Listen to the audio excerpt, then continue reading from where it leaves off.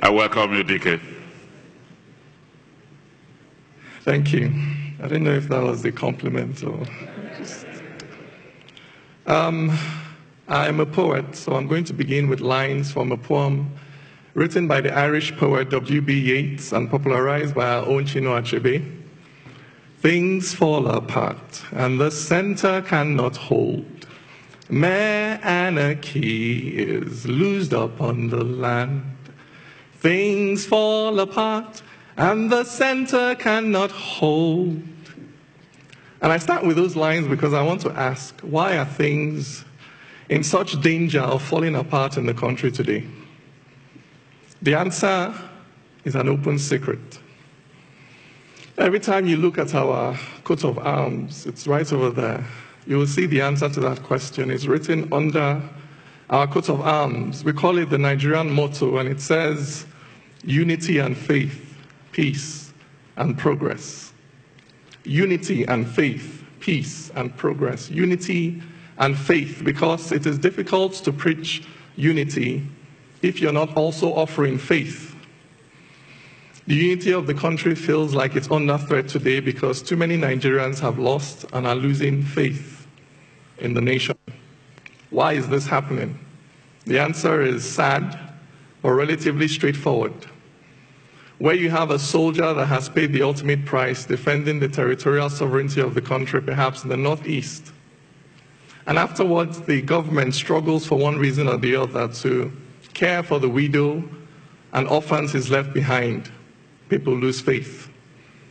If you have a Nigerian that has graduated from university with a 2-1 or a first class, and it's pounding the streets of Lagos and Abuja but cannot find a job because of federal character, quota system, tribalism, nepotism, people lose faith.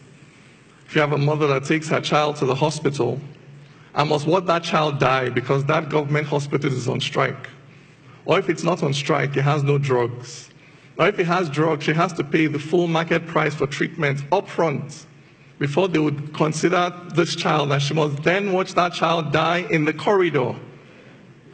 People lose faith. And when people lose faith in the states, they take solace in the tribe, because the tribe is the natural enemy of the state. When people lose faith in the state, they take refuge in the tribe. And as more and more people take refuge in the tribe, they begin to trouble the peace of the nation, unity and faith, peace and progress. So how do you defend the peace of a nation that is being troubled in these ways? Not by bullets or bombs, but by bringing progress to the people. For it is that progress that restores the faith of the people in the state. For when the Nigerian passport, when the green, white, green becomes a valid ticket to a better life, people will rush to embrace the Nigerian identity. So I am a poet. I'm constrained as an individual. I can only preach one Nigeria with my mouth. But the Nigerian state cannot be seen preaching one Nigeria only with its mouth. No. It must preach one Nigeria with its architects and its builders, with its teachers and its extension workers. It must preach one Nigeria by building roads and bridges and hospitals and railroads. It must preach one Nigeria by bringing a progress that is inclusive to all, to Nigerians. Unity and faith, peace and progress. So that now, in this time of heightened ethno-religious tensions, the need for good governance and economic inclusion has never been higher. Because in the last 20 to 25 years, driven basically by worsening socioeconomic conditions, we have seen violent fronts open up all over the country. We have seen a militancy take root in the South-South, an insurgency take root in the Northeast. If this trend continues, how many more fronts may open in the next 20 to 25 years? At how many fronts can the Nigerian state fight simultaneously?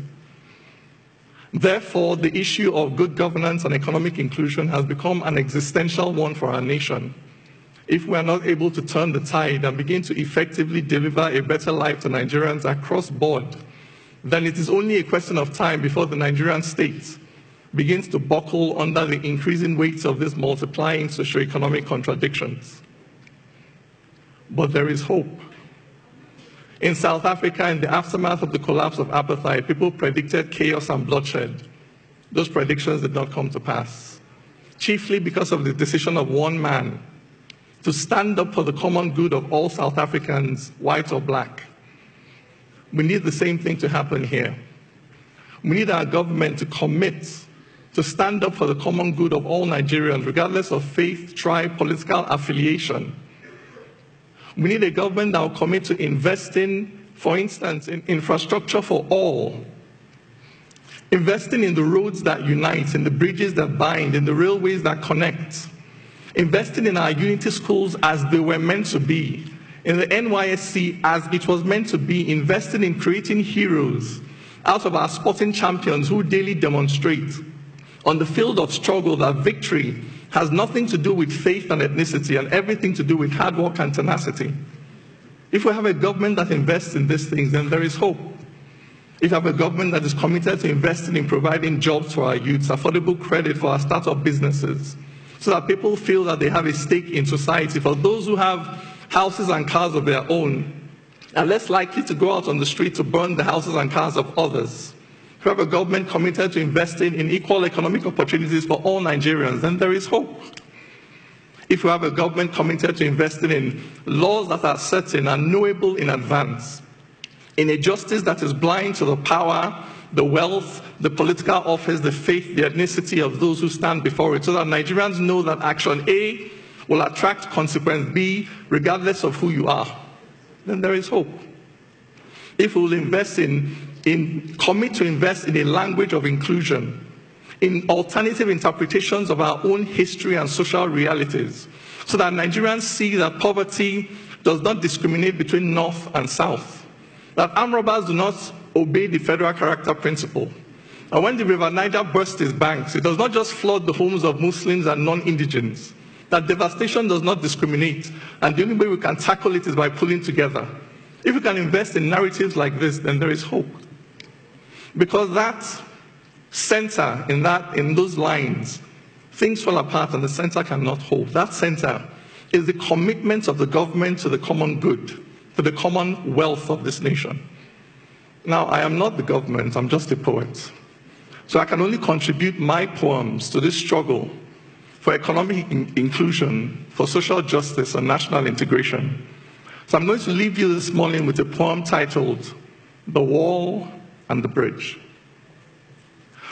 If a white man turned and called me nigger, my blood would boil in righteous anger, for the evil of discrimination is clearly established when a white man tries to treat me like rubbish.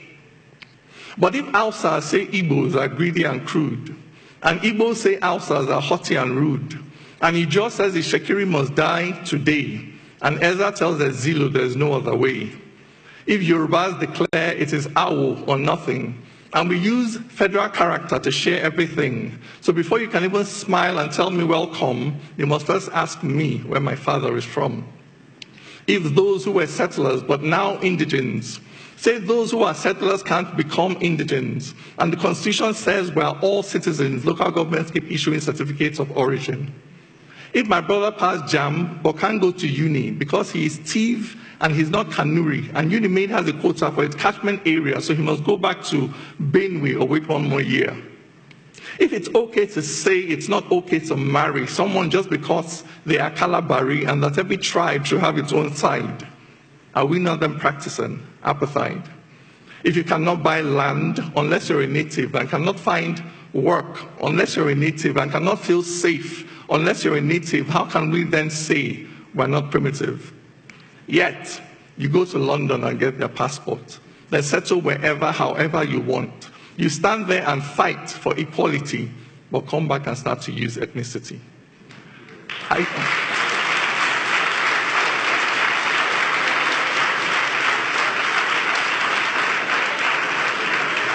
I don't get the logic of thinking it's different to be tribalistic and then to be racist. If you're happy to judge him just hearing his name, whatever you call it, my friend, is the same. Where there is no courage to cross this divide, where there is no faith to look deep inside, and stop judging accents and surnames and dressing, this fire we're quenching will only keep burning. Which nation can stand dividing its people? How can one build on foundation so brittle? If we cannot see ourselves in each other, this journey ends here, we're going no further. For when God made man, he gave him no facial marks. He did not make Bagi, Okun, or Angas. As sure as a black man is just like a white man, no culture is older than being human. This